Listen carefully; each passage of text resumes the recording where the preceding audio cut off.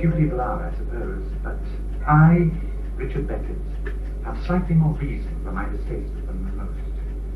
They are associated for me with an episode in my life of which I cannot think even now without a shiver. I've just come down from Oxford, and my great love of books had prompted me to work for a time, for my pleasure, in a small, exclusive London library.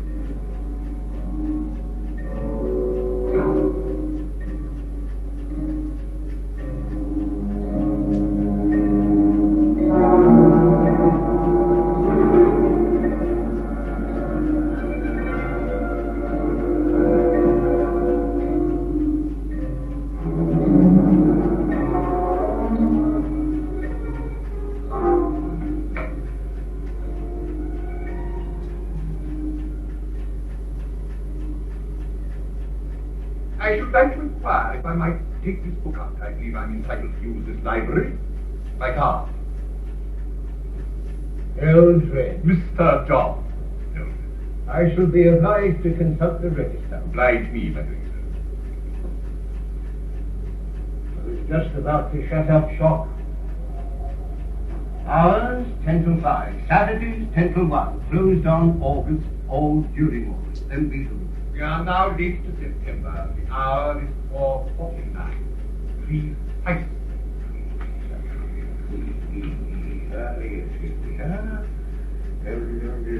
Yes, Eldred, John, recommendable. That is all the appearance of being shipshape and Bristol. May I be of any assistance, sir? Thank you, Mr. Beckett, sir. I wonder if you'll be kind enough to find this book for me.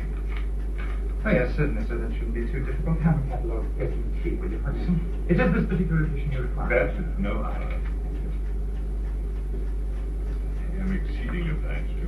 Oh, don't mention it, I beg, sir. Yes, Hebrew section, that shouldn't be too difficult. Ah, yes, here we are.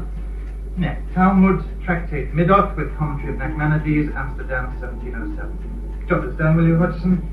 11:334. 11:334. That'll be in gallery number 7, Mr. Beckett. Correct, Hudson, the paleographic section. I won't keep you waiting on it, sir. Eldred, John Eldred. Pleasure to make your acquaintance, sir.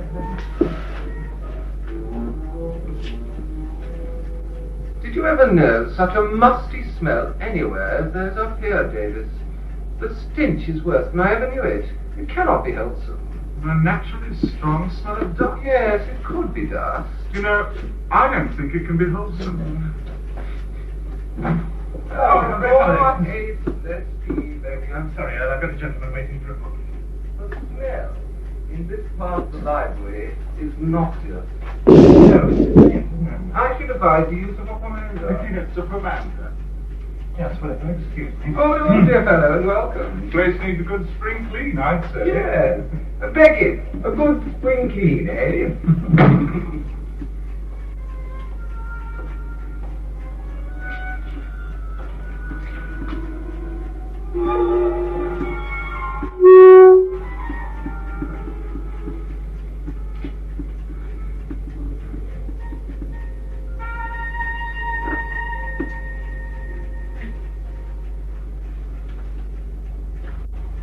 Excuse me, sir.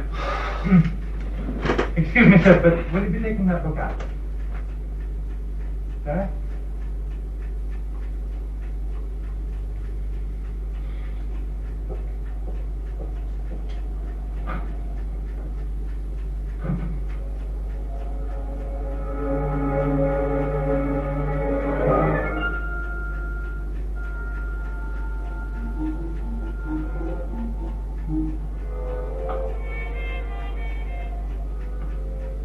I'm very sorry, sir, but someone else appears to be interested in your book. Somebody else? Yes, sir. You are sure? Yes, sir, so I'm taking the book myself, sir. Yes, sir. But it's possible you may just wish to refer to it and not take it out. If you care to wait a few moments, you'll be down. The library is clear, very short. You didn't recognize him, I suppose. No, sir. How did he appear to you? An old gentleman in a cloak, sir. What? An old gentleman wearing a cloak, sir. Look. Yes, sir. Did he say anything to you? No, sir. No, of course not. No, I tried to ask him if he was going to... He didn't reply. No, No, he wouldn't. Well, if you like, I can go up and ask him again, sir. No, I thought he might have been. he might be staying, or that I might have known him. Yes, sir. Well, he'll be down in a few moments. You can see for yourself. No, I can't wait, thank you. I'll call again in the morning. Not much change out of a farthing there. I'm not very anxious to meet the gentleman upstairs either. I wonder why.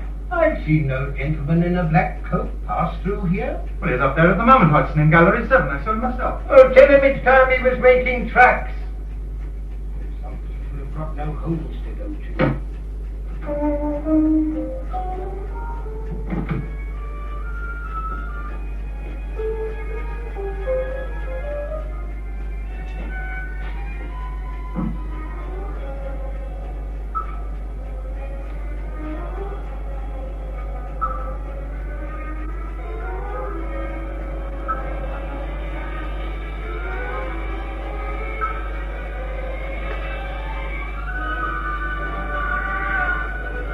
Hello, you're new here.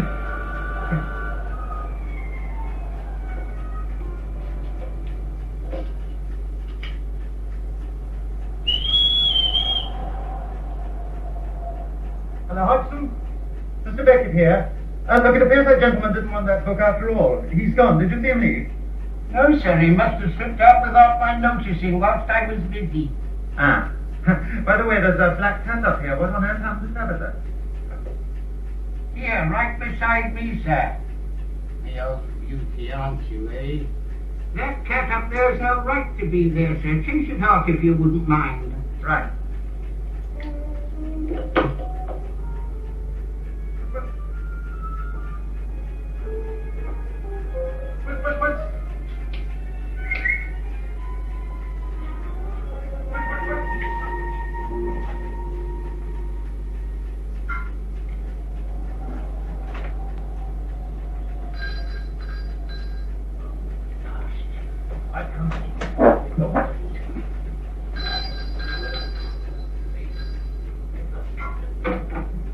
Oh, it's you. Oh, good morning, sir. The early bird, as the poet says. We shan't keep you incommoded long this time, sir. Have you got the book? Yes, sir. I'll get on the tube and see if Mr. Beckett's here yet, sir. Oh, ever come to you here at last. Morning, Hodgson. Good morning. Oh, good morning, sir. You got my book? Oh, yes, it's just out there. I'll go and fetch it right away.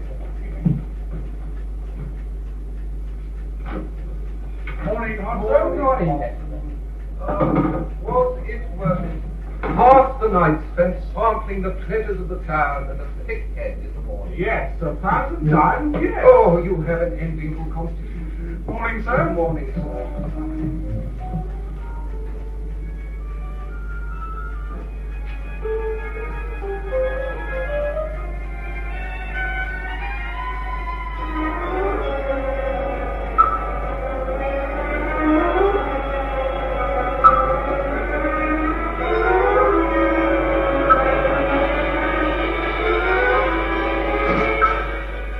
Excuse me, sir.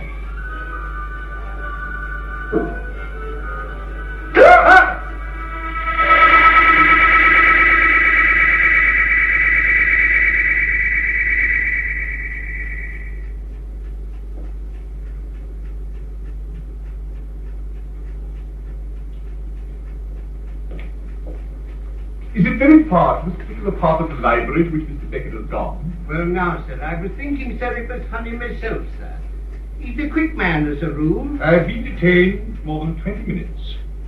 Yes, sir, well, not a word of a lie from the clock, sir. I'll speak up on the tube.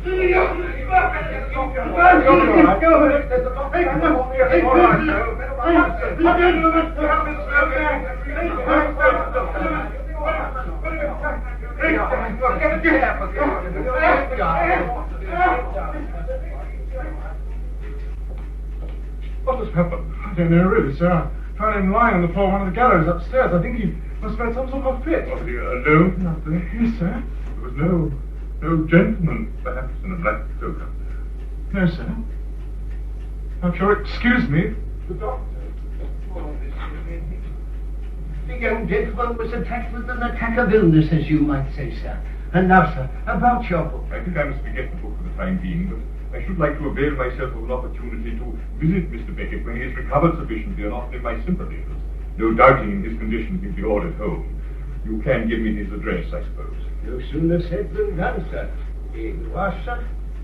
Very respectable lodgings, sir. I found them for him myself. Oh, I'm obliged. Thank you, sir. Who is it? Oh, it's Oh. only Mr. Becky. I've a visitor outside insisting he's seen with you. Who is it? It's the same gentleman that called last night when you were in no fit condition to receive. Mr. Ellerfield. Oh, yes, sure. Are you sure you've the strength for it? You've not swallowed a mouthful of solid since they brought you home. Please, shut up. You can come in now, sir. Oh, Please, do not get up. Young man, I owe you an apology. why did I owe you an apology, sir? I must have staring to pay it since I didn't know your address. I've been lodging at my club at St. James's, but I returned home today. Won't you be seated? No, I'm not seated, thank you. Now, I have something to not You don't need a draft from the window? No. One never knows, does one, what might intrude. You'll excuse my asking, for I'm sure you had good advice, but was it a fall you had? No, well, I did fall, certainly, but it was rather more of a shock. Or something, you have delectable lodgings here. Something startled you. Yes. Oh, you have a delightful aspidistra here. Something you thought you saw. There wasn't any thinking about it. I saw it. Are you quite warm enough? Yes, look, do you remember the time you first came to I the should recall your domestic to make up the... No, I would like to tell you. I beg of you not to describe it, something you remember. No, I would like to discuss it with someone. You might be able to explain it away. It's just that when I went into that gallery where your book... Not another word. No, I insist. No, you're not well. No, please, I want to... I see I have a little time left to get my things together and take the train. Now, before I go, there is just one other thing. The fact of the matter is, I have not had time to return to the library since you were taken ill. I wondered if you could give me the reference number of the book so that I might obtain it without any difficulty the next time. Yes, certainly, sir. Where would I have it? Promise that I might take it on the door.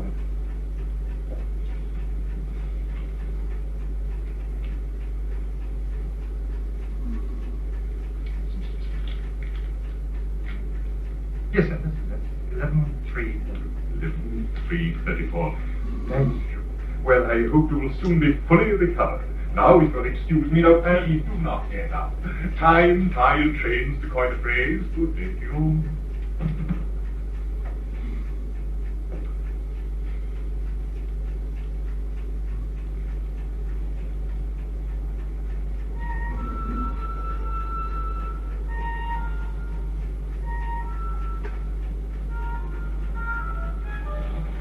What are you doing here? Saturday, dear boy. Hours 10 to 5, that's 10 to 1, closed in August. Then read the rules. We have the afternoon off. How are the collywobs? Yes, well, I quite realize... Not another word, dear boy. If you'd had half the night we had the night before, you'd have seen pink elephants. Yes, I should say so. Yes, well, the night before I went to a lecture. Oh, that accounts for it. Perhaps it was the smell in the place that gave you a turn. I should try and forget about it. Well, it's not the sort of thing you can forget. There must be some reason for it. All you need is a change of air. Why should it happen to me? Oh, come on, forget it. How? The librarian has positively ordered you to take a week's rest before returning to the library. See, great minds. A change of air and you'll come back as fit as a fiddle. I suggest a trip to the sea. I know a nice little place on the East Coast. Thank you. I shall certainly get away as soon as I feel fit enough to travel. That's the ticket. The ticket. Oh, very good. What? Don't you see? Travel, the ticket.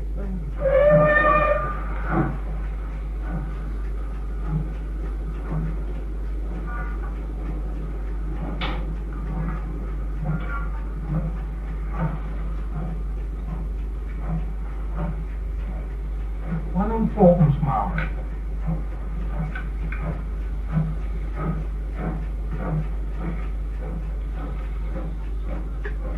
A first-class single to burst off season. A first-class single to burst so on season.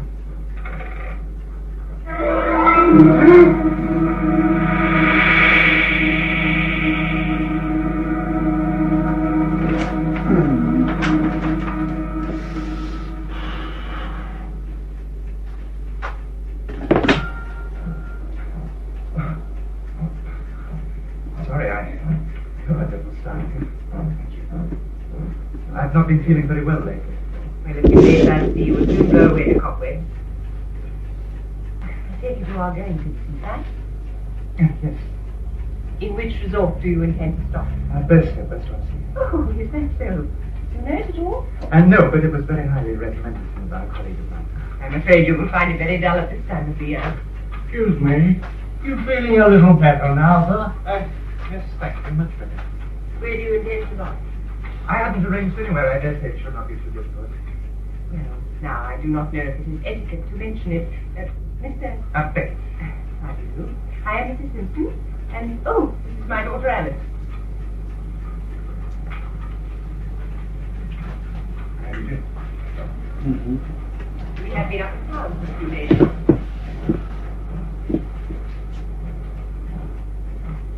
Well, now, as I said, I do not know if it is quite the thing to mention it, but it so happens that I have lodgings to let in Birthday. Indeed? Yes. Of course, I do not know if the accommodation available is suitable for your requirements, but if you would care to come and inspect it, That would be most kind. I think we should be able to make you feel at home and help to set you on your feet again. Yes. Well, as they say, it is an ill wind.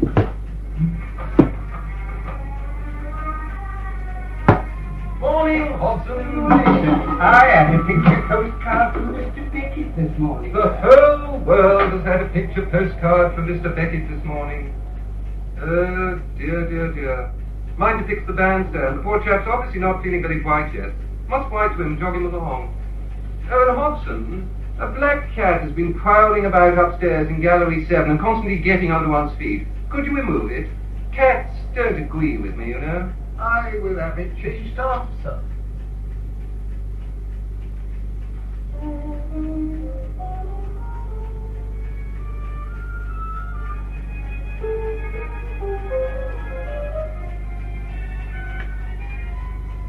I had forgotten you could find such delightful shells on our beaches. But then I have really enjoyed looking for them so much before. If you would care for me to mount some of my bots for you, as a memento of your visit. Oh, yes. Thank you. I should like that. Here, if you hold one of these to your ear, you can hear your heart beating. I can hear only the sea. Now then, you two, come and sit down. It is Hannah's half day, so I have prepared supper myself. I hope it is to your liking. Mr. Beckett is something of a scientist, Mother. Oh, really? Mr. Beckett? How interesting. That's fine. Something in the mathematics, perhaps? No, Mrs. Simpson, not the mathematics. Not exactly the scientist either. I was just telling Miss Simpson that I'm a student of the odd, the unexplained. Oh, indeed. Yes, events which seem to justify no natural law, mysteries which are never solved. I like to examine them. And as to mysteries, Mr. Beckett, my daughter and I have had our fair share of them. So Miss Simpson was briefly telling me. Alice, you should not have. I just thought, Mama, Second thoughts are best. You should not saddle our worries on Mr. Beckett's shoulders. But please, Mrs. Simpson, if you think I can be of the least assistance, I beg you tell me your problem. I am sure you do not want to be troubled with it. No, please. You will keep it to yourself if you don't mind. Yes, of course.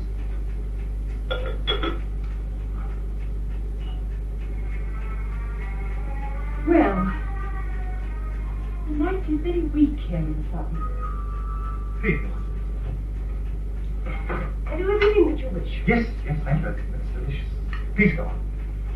I had an uncle, a Dr. Rand. Possibly you may have heard of him. Not that he was a distinguished man in any way, but from the odd way in which he chose to be buried. horrid old man left instructions that he was to be placed in a brick room that he had built underground in a field near his home at Bradfield. And was he buried in that way? Turn off the gas, Alice dear. It is becoming inconvenient to see.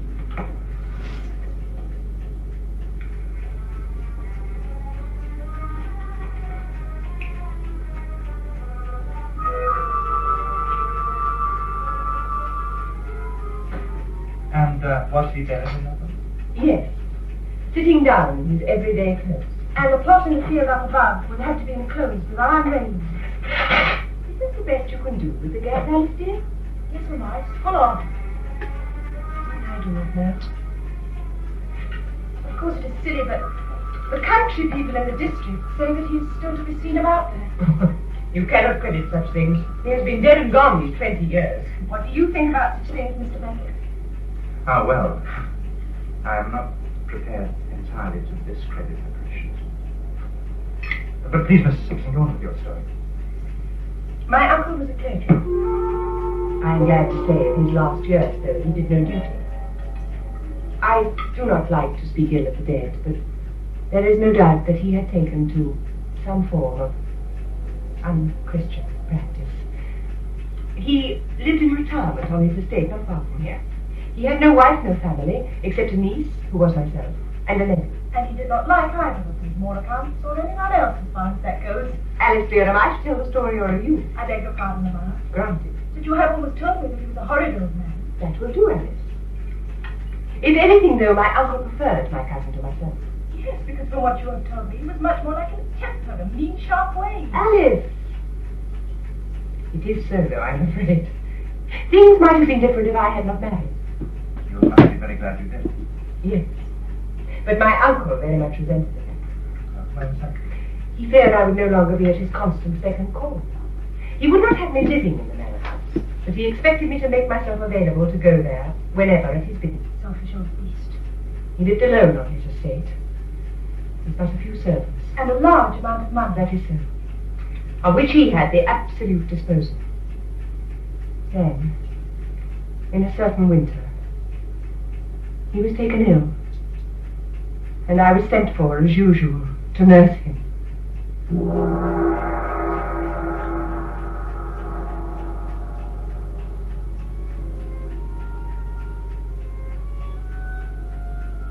Vigilante et orate, watch and pray, Mary, watch and pray. I do pray for you, Uncle.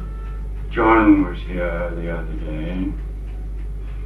I've made my will in his favor, Mary. He gets everything. You have the right to do as you wish with what is yours. But I'm not very fond of John, Mary. In fact, I detest him. He has never done you any harm. If not for want of trying. Come now. He had been threatening me. With what? Blackmail. Blackmail? He threatened me, and I'm going to make him pay for it. By leaving him everything? Yes. A fortune he lived in constant fear of losing. It's a good punishment, don't you think? I do not understand. I've made a second will in your name. You can have everything. That is most generous. But wait. First, you've got to find the will. And I'm not going to tell you where it is. And I cannot see what use it will be to me. It's contained in something else. You've got to find it. I'm giving you both a clue. Clue? I'm going to tell John what the something is, but not where to find it. And I'm going to tell you where to find it, but not what it is. That way you'll start off on equal terms. You're telling me all this to taunt you. Not at all. I'm going to tell you now what I have not told John. When I'm gone, you'll find a letter in my desk, directed to you. Inside it is your clue, something that will help you to find the will. If only you've the wits to use it. I do not know how I shall fare in the battle of wits with John. Never fear. I shall not be far away. I am getting tired. I must rest. And stop this nonsense. You will see. I'll not be far away.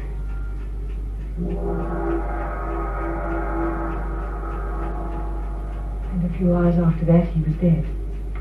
And although I made many appeals to John regarding the will, he paid no attention whatsoever, and has enjoyed the estate ever since. Whilst you... After the death of my husband, who was by no means well off, I was compelled to open a lodging house. See.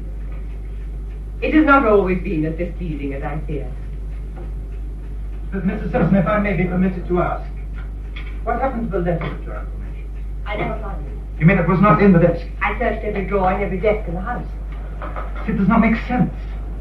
who told you some stupid lie doesn't seem to me to fit in with your uncle's plan at all. Have you any way of knowing whether he kept faith with your cousin John? It is my belief he did. Yes, I am sure he gave John his fee. What makes you think? Because John is not a happy man, despite the fact that he enjoys his fee. I am told he is constantly roaming the country, passing from town to town in, one might almost say, a feverish search. For the will? Yes, it must be so. Which redoubles my certainty that in some strange way your uncle must also have kept his faith with you. What makes you so certain, Mr. Beckett? Because I'm sure that his aim was to set you up in competition one against the other. Let me see. Your clue was to be found in a drawer of his desk. That is what he said. Was any of the furniture sold after your uncle's death? Oh, no. My cousin John prized it much too highly to part with a stick of it. He even resented the loss of those pieces which Dr. Rand had insisted should be buried with him. I see. Did you say buried with him? Yes, in the underground room. Dr. Rand insisted that it should be properly furnished, and that he was to be placed there wearing his everyday clothes. But how was this room to be furnished? After the manner of his study. Then there would be a desk in it. Mamma, a desk! Where would the desk have come from? Yes, I understand it. My cousin John made all the arrangements, but I believe he chose pieces that have been locked away in the attics for years. Mrs. Simpson, I'm convinced that that desk must hold the clue to your puzzle. And the secret of it has gone to the grave. Where exactly is this underground room located?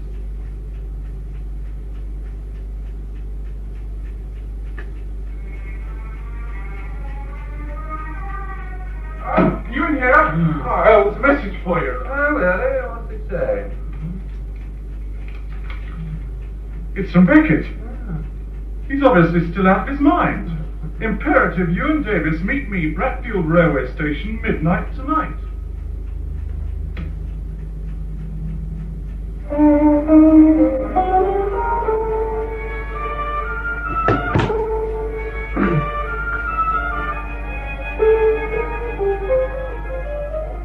He's not going to turn up, you know. Trust Beckett. I always told you he was off his head. Well, it's only just midnight. Well, what are we going to do if he never turns up? Where the devil are we going to stay at this time of night? Just have to sleep in the waiting room, I suppose. We should never have said we would come. No, gentlemen. I'm locking up. I'm afraid I shall have to ask you to leave. My dear good man, we are waiting for a friend. Yes, sir, so you say, but there doesn't seem to be much sign of him, does there? Oh, can't we sleep in your waiting room? No, sir, that is against the regulations. Then be the regulations. The regulations strictly state that the waiting room and adjacent amenities shall only be used by passengers in transit. Good night, gentlemen. Good night, station master. Well, of all the damn fixes, this takes on a beating. Well, now what are we going to do? Oh, you too sorry. Oh, don't mention it. We love railway stations. Adore them. Now, look here, Beckett, old chap. What's the game? No time to explain now. I'll explain on the way. On the way, where to? The two!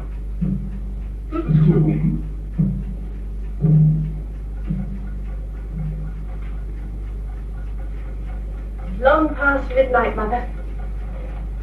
Go to bed. I am afraid I should never have agreed to let Mr. Beckett open the tomb. Who knows what may happen? Don't worry, Mamma. Have faith in him. We should never have told him. I'm glad we did.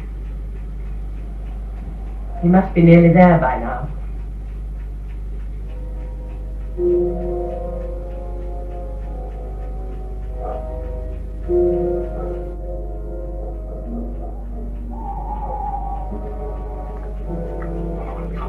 Oh, my Beckett, I'm coming. Oh, damn! The whole world can hear it. The whole world is asleep except us. More fool us. Pretty peculiar place. What do you really think we should go through with this? I suppose it's too late to back out. Yes. I do wish Beckett would tell us what's going on. So do I. Can't I just go breaking into another chap's tomb without so much as a buy your leave? I suppose we'd better go through with it now. Come give me a hand. I found it. Hey, spooky here. Mr. Beckett, do you really think we ought to do this? I don't like it, old man. Give me a hand. It's shifting.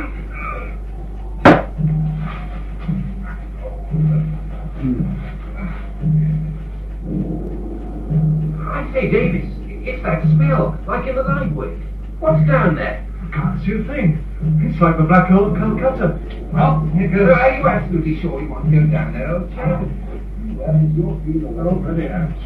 But take it easy, old man. Feels good enough. I'm sure he wouldn't like me to. What's down there? I can't see a thing. Trust me, the lantern. Here you are.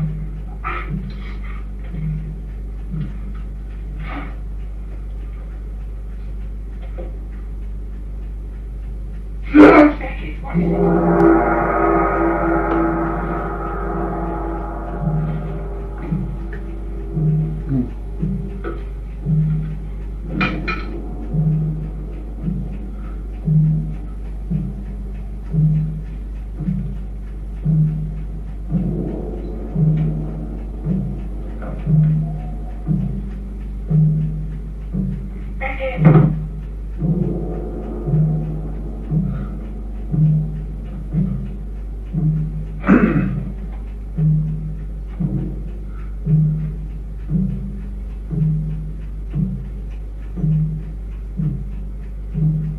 Beckett, what are you doing? I got the answer.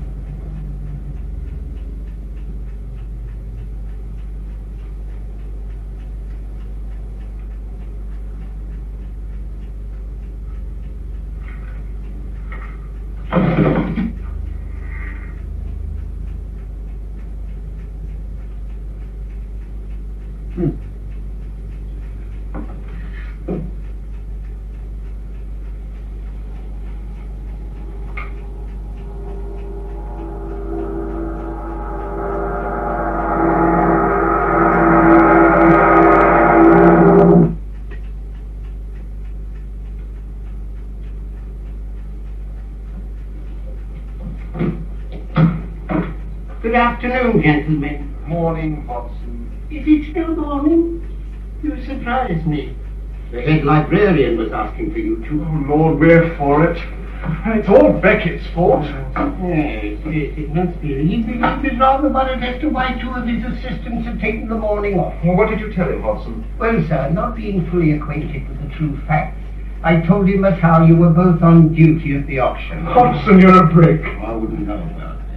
But if you are thinking of absenting yourselves in the future, perhaps you'd be good enough to let me know. Well, of course, but we couldn't, you see. It was all rather last minute, don't you know? And very secret. I understand, but a little less high living and a little more application to duty would be more befitting young gentlemen in your positions, if you understand. You're absolutely right, Watson. Absolutely. Come on, David, old man. Did you say as how young Mr. Beckett was with you?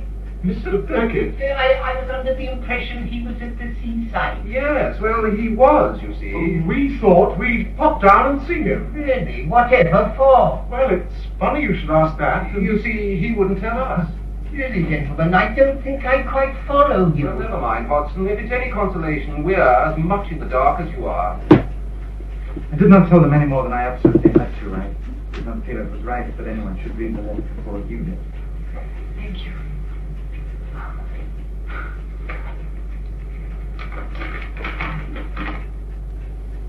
It does not make sense. Cinema? It does not make sense. It's just a number. That's all? Yes. 11334. 1133. 11, 3, 34.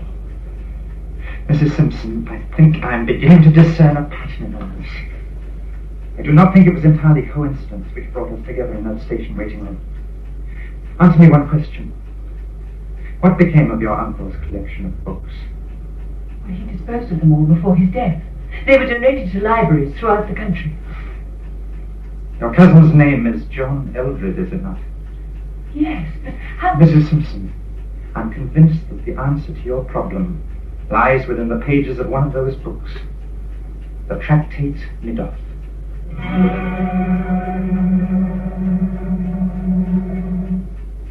Regret to inform you, it appears that your late uncle's tomb has been disturbed. I am certain someone has entered the sacred ground. What action do you wish him to take? Your advice would be greatly appreciated, your humble servant, Jonathan. Jackson? Jackson? Yes, sir? Pack my bag. I'm leaving for Bradfield immediately. There you are, all shipshape and Bristol fashion. Now I want you to take this round to Green's Club in Savin Street. The gentleman was particularly anxious to have it delivered without delay.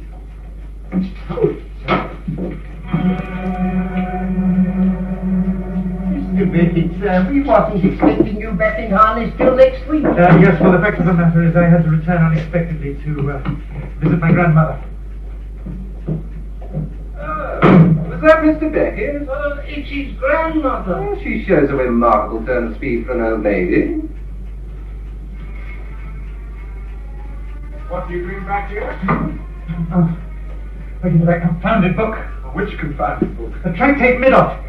Do you know where 11.334 can be? Don't ask me. That fool Earl must have put it back in the wrong place. Beckett? Yes? About our little adventure the Damn it, other someone night. must have taken it out. Who's got it? Got what? The Tractate Middoth, man! Look, what will the Tractate Middoth? What was in that letter? The answer to a fortune. It's not too late. For goodness sake, what's exercising our young friend now? Heaven knows, our little escapade is finally done for him.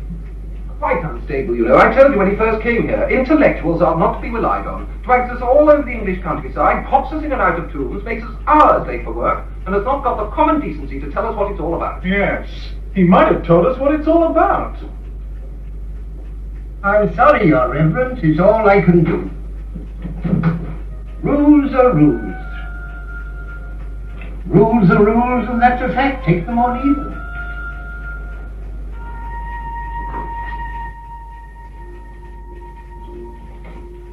Do you know where book 11.334 is? Mr. Beckett, sir, I am not the bard of memory. Well, do you remember checking out the number? Check it. Take a look at the numbers for yourself, sir. That is, if you have a free day before you. Let's just see what you mean. Tell me, has Mr. John Eldred called at the library again since I was taken ill? No, sir. You're sure you remember? If there's one gentleman I would remember, it would be Mr. Eldred. He gave me a shilling over and above the price of dispatching his parcel. I wish they all did. You sent a parcel to Mr. Eldred? When the secretary says the book may go, and the paper for the parceling arrives correctly addressed, with over and above a certain sum to cover the cost of delivery, what would you do in the matter, if I may take the liberty to ask? Have you sent a book to Mr. Eldred? Would you or would you not have taken the trouble to oblige, or would you have chucked the old thing under the counter? No, you're perfectly right, of course. Now, tell me, when was this particular book dispatched? This morning. Only this morning? Perfect. To Bradfield Manor? I never heard of it. Mr. Eldred's home in the country. Oh, no, sir. Oh, where to then? Is London Club. Which is what? Green, Savile Street. Excuse me.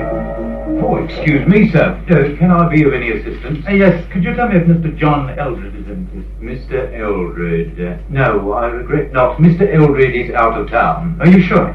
Quite certain, sir. He left unexpectedly last night. Could you tell me if a parcel was delivered for him here this morning, please? Parcel, I do seem to recall, Eldred. Yes, that is right, sir. Ah, well, you see, there's been a mistake. It's a valuable book which I'm anxious to recover. I wonder if you'd let me have it. I'm afraid I can't do that, sir. Oh, well, I am from the library where the book belongs. That is as may be, but the parcel is no longer here. But you said Mr. Eldred has not been in?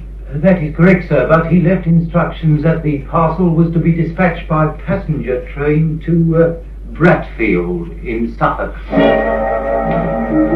On top of all that, Squire, the next morning, the whole village was abuzz with rumours. What sort of rumours, Carter? Usual sort of gossip, sir, but this time I were having a drink with station master, and he said as how 3 young men were seen hanging around. At what time? At about midnight, seemingly, sir, and after that someone told him as though they'd seen a light shining from this here direction. So I thought, aha, I'd better take a look. Quite right, quite right. No one said they'd seen mine. No, sir, not a word of that. Then I don't give credit to no such tales. Of course not. You'll see what I mean, sir. It's obvious. Yes, Carter, I do. Someone's been trying to break in. Or out, Carter. No, sir. Never say such things. Carter, open it. No, sir. Doors. Say, man. We must make sure that it is all right before we seal it up again forever. I don't like it, sir. Truly I don't. It'll be tampering with the dead. No good will come of it. Carter, how long have you worked for me? 15 years, sir. As long as that.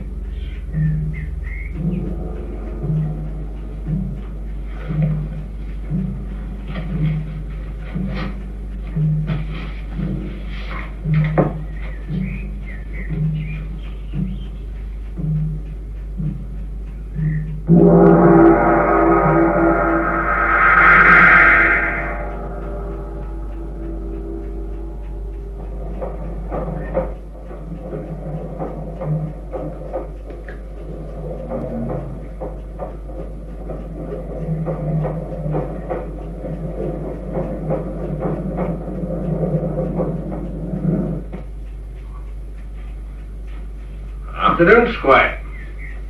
When's the next train due in from London? Next train from London, let me see. The next train from London be due in at 5:04. A bar an accident, sir. Accidents? Or figure of speech, sir. We don't have no accidents on this line. No, of course not. 5-4. 5-4. Quarter of an hour from now. That's right, sir. Is that your test? No, sir. I don't know where it's come from. It's stalking the platform all afternoon, straight in from somewhere or other. Get rid of the brute. It's no business here. You say so, Squire.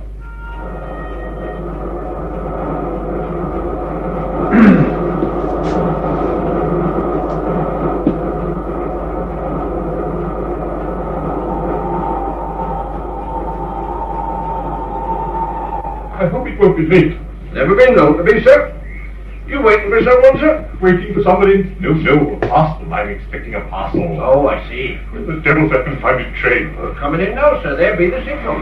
There's that damn clock again. I want to get rid of it. Yes, sir. I'll attend to it as soon as I've counted my tickets. Here, what are you doing in my chrysanthemums? Come on, fella, me lad. I'll attend to you later.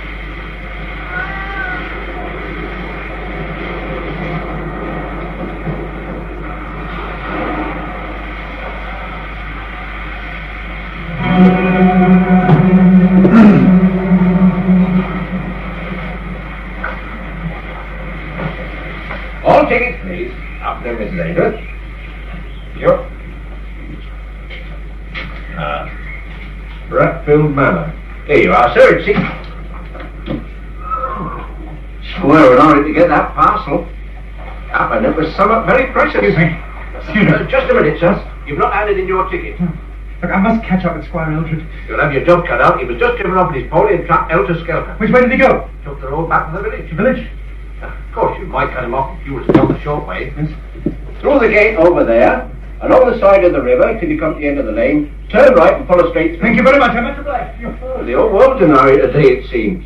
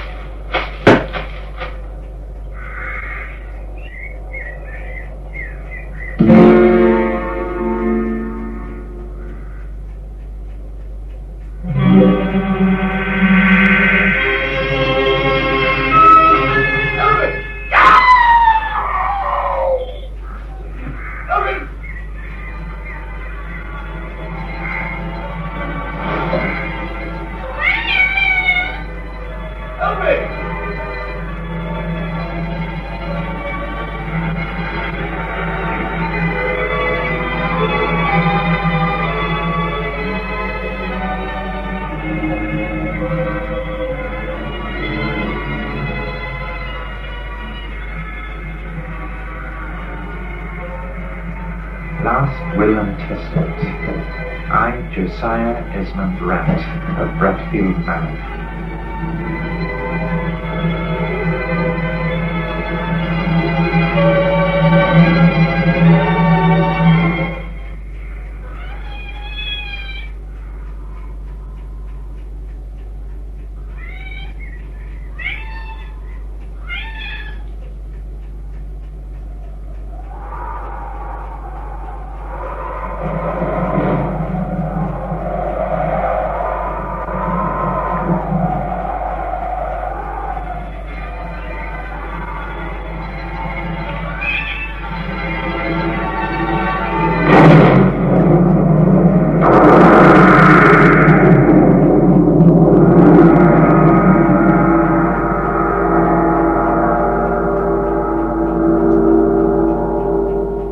have died, according to the doctors, of heart failure, and who am I to doubt them? But you will see now why I am not too fond of spiders, and why cats sometimes remind me of clergymen, and clergymen of cats.